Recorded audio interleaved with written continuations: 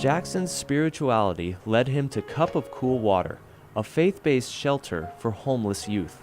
It is a very God-filled place. It is very, oh man, it's full of love and just everything that God is. They love you no matter what. And it's just so nice and so refreshing. It's literally a cup of cool water. Cup of Cool Water is just one stop Jackson makes throughout his day. The Spokane Public Library is another. Jackson loves to read, especially comic books. Sometimes you can read through picture, and you can also read through words. And so with facial expressions, like watching a movie, you can read its body language, plus the words that they're saying. When he's not at Cup of Cool Water or the library, Jackson wanders the streets of downtown, searching for jobs. Every day is the same. Where he sleeps is what makes the days different. He spends his nights in parking garages, under bridges, and on park benches, but lately he's been sleeping here. It's a Cadillac. Yeah, it's not a big deal. Just joking. I store, like, I can sleep in here if there's people using the other car, or I can store my stuff or sleep in here or whatever, take short naps or whatever. Cheez-Its! Oh yeah! But the car isn't Jackson's. It was left in Spokane after a recent movie shoot. It's not permanent.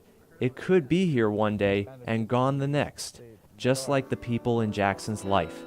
Everyone he relied on abandoned him. And now, Jackson says that he just doesn't trust people. I didn't have friends, I was just a lot of acquaintances. Yet Jackson still has a passion for people. He describes himself as a very social person. White guy! Partner in crime. Oh yeah! No, nobody here in the library knows me, because I don't really talk to people. Okay, maybe. There's some people. Hey, bro. And then you have cornholes like that. That's just kind of weird. People just kind of show up. Still, Jackson won't allow his relationships to grow. It's just me. I just have this phobia, I guess, of getting close to people. He keeps himself detached, as his past has led him to believe that all good things must come to an end. It's hard it's really hard to show and share the same exact amount of love to everybody. So I just say, screw it. I'll just give them 100% and just one hit, one impact, and just be like, okay, we're acquaintances and we know each other, but I'm not gonna go any further just because I don't want to hurt myself and I don't want to end up hurting you. You know, I'm kind of a responsible guy in a sense. So that's why I don't have friends.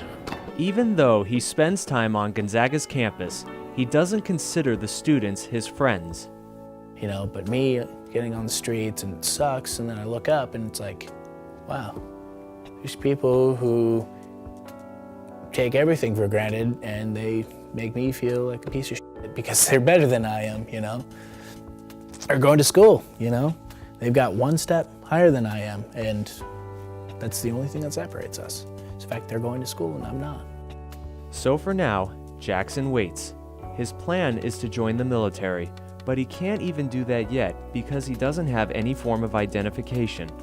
He has spent months trying to get his Social Security card. Once it arrives from Minnesota, he will be able to move forward with his life. But Jackson still struggles with the fact that fate left him in an unfavorable situation. I suck at poker. I must really suck at poker. I just don't know this game because this sucks, you know?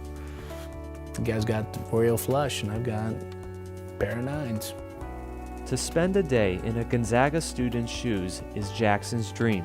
It was just the fact that wanting to be, wanting to be like you, in a sense. Just in college, having a life, having friends.